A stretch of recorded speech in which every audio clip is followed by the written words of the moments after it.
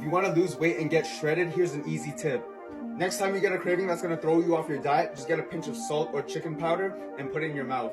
A lot of the times you're not actually hungry, you're just sodium deficient. I think this is one reason that social media fitness is so fucked up. People who are in the best shape are often the ones that other people trust the most. But the leanest people often have the most fucked up advice, because getting to dick skin levels of body fat takes an extraordinary level of sacrifice. Let's just call a spade a spade. It's controlled starvation. Hence bodybuilders normally feeling like absolute dog shit when they step on stage. Pushing the boundaries of what is healthy often requires some pretty fucked up food behaviours, like treating cravings as bad things that you could bypass by chugging a fuckload of extra water or eating chicken seasoning. Maybe someone has cravings because they are starving themselves and their body is telling them to stop being a dick. Look, I'm all for people doing whatever they want with their body and promoting extreme dieting habits to a group of people who know how fucked up they are is one thing, like bodybuilding coaching.